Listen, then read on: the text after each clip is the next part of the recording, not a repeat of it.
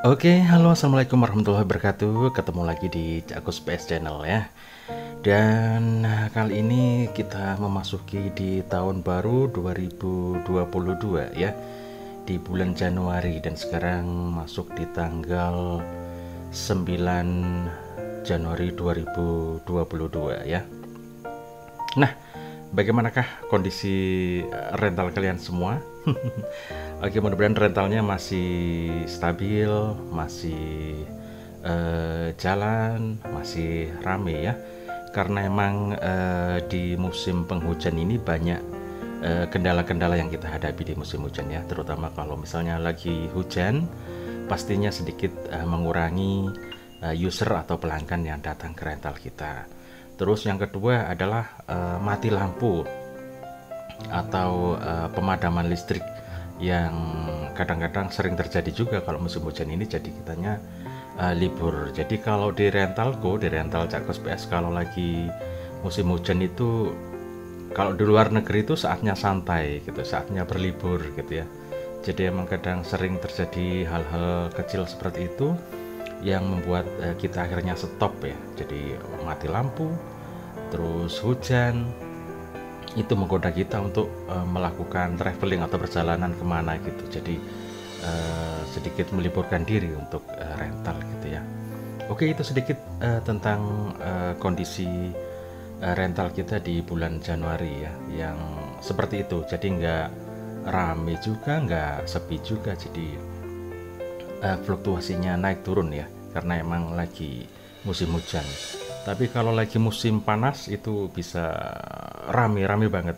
Justru dengan cuaca atau situasi yang panas itu malah membuat rental kita rame. Dan kita juga tenang karena kemungkinan untuk mati lampu itu juga kecil. Karena cuaca panas, enak, nggak ada mendung, nggak ada hujan, nggak ada angin. Jadi kita lebih aman ngerental untuk di musim panas itu ya. Oke, itu sedikit basa-basi di awal pembukaan kita. Salam rental semuanya ya. Semoga makin semangat, baik rental yang kecil, yang menengah maupun yang atas ya. Jadi tetap semangat semuanya, jangan putus asa ya. Karena kita punya market masing-masing. Jadi kalau istilah saya itu ada rental kecil, ada rental menengah, ada rental besar ya. Seperti itu. Yang kecil tetaplah semangat karena kita punya pangsa pasar masing-masing. Jadi kalau saya mengistilahkan itu bagaikan warung, kafe, restoran, seperti itu ya, tentang tempat, fasilitas, dan macam-macam. Jadi semua punya pasar masing-masing dan pelanggan masing-masing. Warung di pinggir jalan itu bisa rame juga dan laris juga, pembelinya banyak. Mau yang pengen makan enak, mau yang banyak duit, mau yang sedang-sedang, semuanya bisa beli di warung pinggir-pinggir jalan. Tapi kalau yang udah kayak restoran, pasti mereka orang-orang yang kaya, orang yang banyak duit, yang seleranya memang high level ya. Sama seperti PS, jika tempat kita ya biasa-biasa aja, kelasnya ya kelas warung pinggiran gitu ya, nggak apa-apa, dijalanin aja. Yang penting rental kita tetap jalan, tetap konsisten, tetap banyak peminat, banyak pelanggan, dijalanin aja. Yang penting jalan gitu ya. Yang penting masih bisa menarik, masih bisa dinikmati oleh pelanggan, ya jalan-jalan aja. Kita punya kelas masing-masing.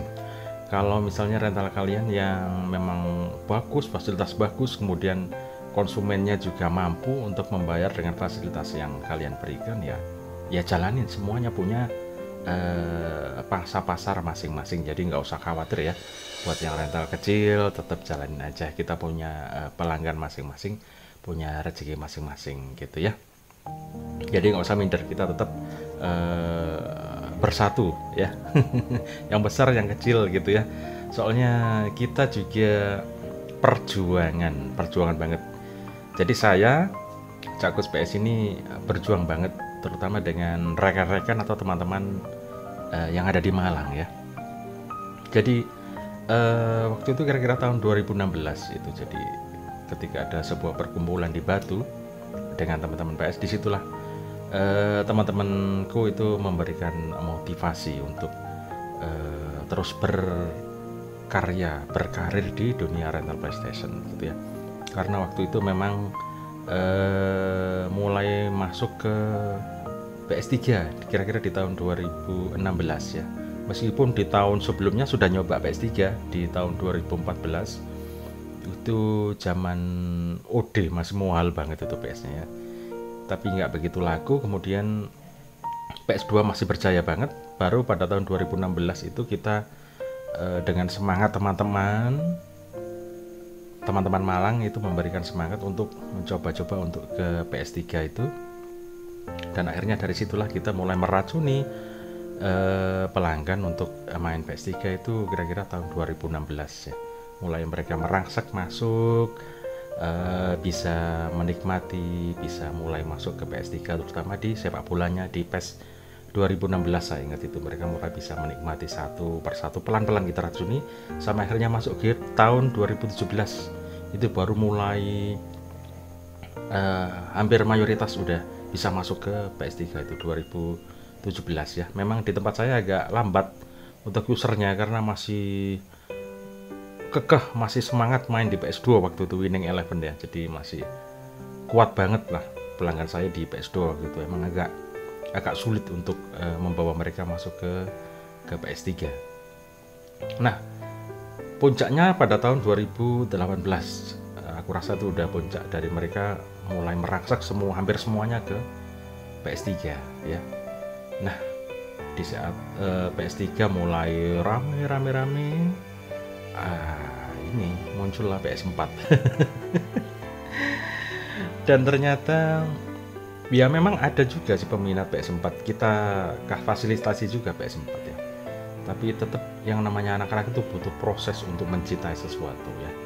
Untuk mencintai PS4 itu butuh proses karena mereka baru mengenal PS3, mulai senang dengan Pro Evolution Soccer ya. Mulai senang kok dilalah sudah ada PS4 gitu ya. Jadi mereka mulai mencoba merangsek ke PS4, masih mahal.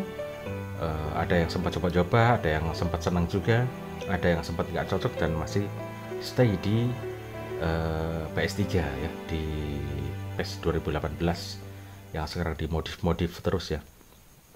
Ternyata dari situ masih cukup awet tuh untuk teman-teman bertahan di PS3 ya, di PES 18 masih banyak peminatnya ya. Meskipun tiap daerah memang berbeda. Jadi di antara rental kita beda kecamatan ya, beda penikmat game bolanya ya. Ada yang memang sudah pure banyak yang di PS4-nya, ada yang masih bertahan di PS3 masih rame, masih seperti itu. Emang nggak bisa dipaksa, yang namanya pelanggan itu baik dari tingkat ekonomi, tingkat kesukaan, tingkat pekerjaan semuanya berbeda-beda.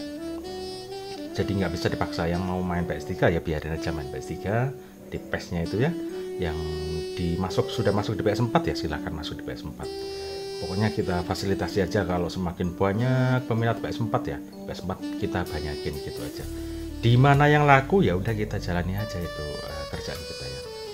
Kalau PS3 masih memberikan income pada kita, pemasukan, mereka masih suka, masih seneng, ya udah jalan aja. Yang penting kita rezeki terus mengalir untuk kebutuhan kita sehari-hari ya. Jadi nggak usah kita maksain mereka untuk mencintai PS4 juga. Cinta akan mengalir dengan sendirinya ya. Mereka kenal, mereka coba, seperti itu. Memang jadi sebuah pertanyaan sampai kapan rental PS ini ya, karena regenerasi udah sedikit berbeda. Saya mulai berpikir sekarang ya, regenerasi untuk PS, karena generasi emas untuk PS ini sepertinya sudah cukup agak tua-tua, generasi emas PlayStation ya. Jadi kalau saya pikir sekarang ini generasi emas PS itu usianya antara kepala 4 ya. Jadi antara usia 40-an. Jadi dari perental, dari pemain, pelanggan, pengguna, user, dari penjual PS ya, pengusaha PS, dari tukang servis PS, pelaku-pelaku utama PlayStation ini banyak yang usianya di kisaran 40-an ya, 40 tahun ke atas. itu pelaku-pelaku PlayStation yang paling banyak yang bisa aku sebut ini adalah generasi emas PlayStation itu di usia 40-an sampai 45 tahun mungkin. Kira-kira itu ya. Nah, kemudian generasi berikutnya yang pasti di bawah 40. Ya, paling nggak 30 atau 35 ke atas ya. 35 ke atas itu juga termasuk generasi emas juga, karena mereka pasti menikmati dari PS1. Saya ambil paling mudah di PS1 kira-kira tahun 2000-an ya. Itu generasi PS1 itu generasi emas sudah. Jadi mereka sudah mulai mengenal yang namanya PlayStation 1, PS1 itu ya. PS1. Nah, singkat cerita, dari PS1 itu kemudian para pemain, para parental semua digiring masuk ke PlayStation 2, ke PS2 ya. Saya nggak detail menerangkan tentang PS1, PS2 ya. Kita urutan sejarahnya aja. Kemudian mereka merangsek masuk di PS2, otomatis kan para parental atau para pemain itu mengenal game-game yang di PS1 kemudian masuk di PS2, di mana game-gamenya kurang lebih hampir sama. Ada peningkatan judul aja, 2, 3 dan lain sebagainya. Ya hampir sama lah ya. Seperti itu, masuk ke PS2. Kalian pasti udah paham itu ya, generasi-generasi emas PlayStation ini ya. Kemudian masuk ke PS3. Di samping game bola ada game lain juga yang paling nggak berurutan ya, dari PS1, PS2 ke PS3. Genrenya itu sama. Petualangannya nama gamenya ini God of War misalnya. Dari PS2 ke PS3 sama gamenya. Jadi urutannya itu ada. Jadi para penikmat atau para gamers yang dari PS1 mereka main, PS2 main, PS3 main, kemudian dijejali mereka dengan PS4, pasti juga gimana yang di PS4, pasti penasaran juga, mereka main juga. Akhirnya apa yang terjadi adalah para pemain atau para gamers ini adalah banyak dari gamers lama yang dari PS1, PS2, PS3 terus merasa ke PS4. Itu para gamers. Nah, sekarang bahkan sudah ada PS5. Berarti yang digiring ke sana marketnya pastinya mereka yang memang benar-benar dari awal itu menyukai PlayStation ya. Jadi dari mungkin PS2, PS3 ya, nggak menangi PS1, PS2, PS3, PS4, lalu pasti mereka kepingin di PS5 karena darahnya itu mengalir jiwa PlayStation gitu. Jadi dia terus semangat untuk bertahan di PS itu. Nah, bagaimana dengan generasi yang mungkin bukan emas atau generasi sekarang ya? Setelah ada generasi warnet, sempat ada generasi warnet ya. Itu beberapa tahun yang lalu generasi warnet itu benar-benar menyerbu dan mengkhawatirkan generasi PS yang agak sedikit tersingkir karena dikuasai generasi warnet waktu itu. Tapi kemudian warnet agak turun sampai sekarang. PS kembali terangkat ya, bagus. Lah ini sekarang yang paling mutakhir ini adalah generasi game online di HP ya. Jadi agak mengkhawatirkan juga kalau generasi PS ini nanti punah bagaimana ya. Kalau habis itu loh pelanggan-pelanggan terutama sepak bola ya. Nanti kalau sudah habis mereka, karena mereka dari kecil sudah main terus masuk ke SMP, SMA, kuliah, atau bahkan mereka sudah menikah, mereka masih banyak yang main PS itu masih banyak sekali. Nah, bagaimana kalau mereka sudah pada sibuk, ada yang sudah bisa beli PS sendiri, ada yang sudah pensiun dan lain sebagainya. Nah, generasi ketiga mungkin ya. Jadi usia di bawah 35 tahun itu masih banyak yang main. Masih berusaha bertahan ya. Sampai sekarang mungkin generasinya tuh paling enggak SMA ya. Anak SMP itu udah agak sedikit jarang yang main game bola gitu ya. Jadi mulai generasi SMA yang masih banyak. Nah, gimana kalau generasi SMA ini makin besar? Nah, yang di bawahnya SMP ini sudah mulai habis, terkikis dengan game-game di HP. Bagaimana ini nasib rental nanti ya? Kalau pelanggannya mulai habis. Mungkin ada yang nikah atau apa. Penerusnya ini loh, kalau nggak ada, gimana nasib rental ini? Apakah rental masih akan bertahan atau berhenti, atau sudah banyak pemilik pribadi rental yang akhirnya mereka menikmati sendiri-sendiri main di rumahnya masing-masing? Rental ini gimana nasibnya? Ini kayaknya masih tanda tanya untuk paling nggak 5 tahun ke depan ini bagaimana ya. Karena sekarang SMA, kuliah, mungkin mereka masih main kuliah itu ya. Kalau udah kerja ini yang belum tentu ya. Nah, apakah nanti mereka masih stay di PS3 atau sudah semuanya PS4 atau PS5, kita nggak tahu juga. Kita ngikut apa yang akan terjadi aja ya. Jadi tren-tren yang akan terjadi kita ikuti aja. Kalau trennya PS3 masih bagus ya udah kita ikuti aja. Kalau trennya nanti masuk bisa di PS4 ya udah kita ikuti aja nanti di PS4 semuanya. Seperti apa nanti. Yang penting rentalan ini masih jalan. Makanya saya dulu berprinsip kalau bisa rental itu jangan satu terpusat gitu, enggak. Banyakin sekalian. Dan kebetulan sekarang ini makin banyak rental. Dan apakah itu jadi persaingan? Ya di samping jadi pesaing itu jadi penolong juga buat kita karena menciptakan generasi-generasi PS berikutnya ya. Jadi makin banyak mencetak generasi PS, maka PS akan terus bisa jalan.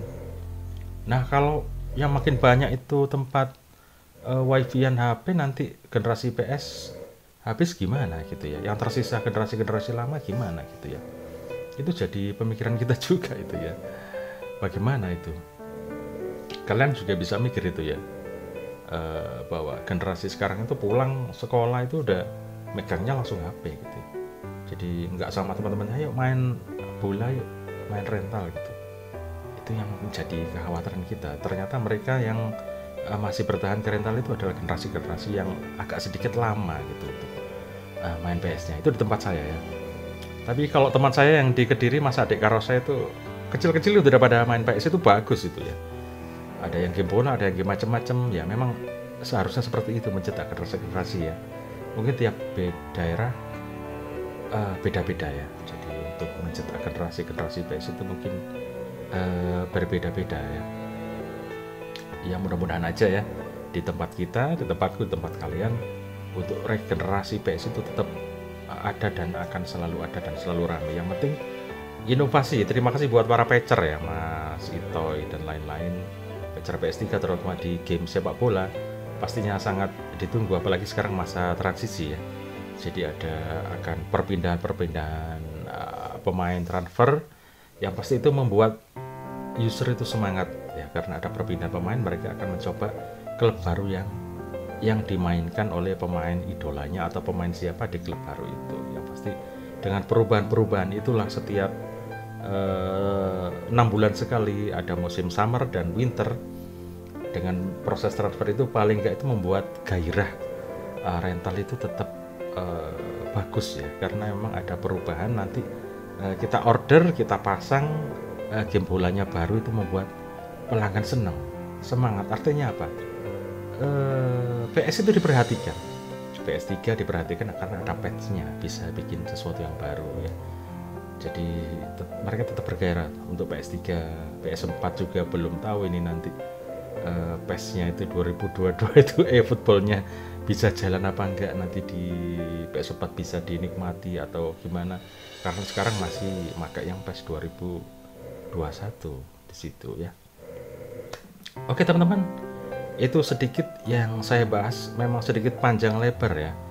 Dari intro awal buka tadi, sebenarnya saya pengen bahas soal generasi emas PS ini ya, terutama buat kita-kita yang sudah kepala 4, yang kepala 3, bagaimana ke adik-adik, ke anak-anak kita yang muda ini, karena teknologi PS sudah mencapai di PS5, sementara untuk beli itu kan butuh orang yang memang udah kerja, yang duitnya banyak, yang pasti itu generasi-generasi emas atau generasi lama mungkin yang kepingin menikmati PS5 ya, karena semakin naik levelnya ya, seperti itu. Nah gimana dengan generasi-generasi yang masih belum punya uang, pasti mereka pengen ke rental ya, mungkin ke rental PS5, kepengen tahu bagaimana ya. seperti itu. Jadi buat generasi emas yang sekarang masih bertahan ini pasti banyak sekali ini teman-teman yang saya di Facebook ya. Jadi sekarang bertahan dengan jualannya, dengan rentalnya dan macam-macam. Ini bagaimana dengan adik-adik kita, generasi di bawah kita, terutama yang SMP nih, yang jadi kekhawatiran nanti kalau generasinya sudah kurang boom gitu ya. Itu juga mengkhawatirkan. Kalau dulu PS1, PS2 itu mereka pulang sekolah langsung pure semuanya main PS. Bawa memori card sendiri, ada yang bawa kaset sendiri. Seperti itu. Sekarang pulang sekolah apa langsung HP gitu ya. Untuk generasi SMP itu HP sudah. Nggak langsung pure ke rental PS rame-rame, gegap gempita semangat. Nggak ada. Jarang gitu ya. Ya mungkin masih ada, tapi di tempatku udah mulai nggak ada, mulai HP itu udah jadi pegangan. Ini yang harus kita pikirin, makanya rental perbanyak kalau bisa, biar makin banyak bibit-bibit yang masih semangat untuk mempertahankan atau kecintaannya atau kesukaannya terhadap PlayStation ya.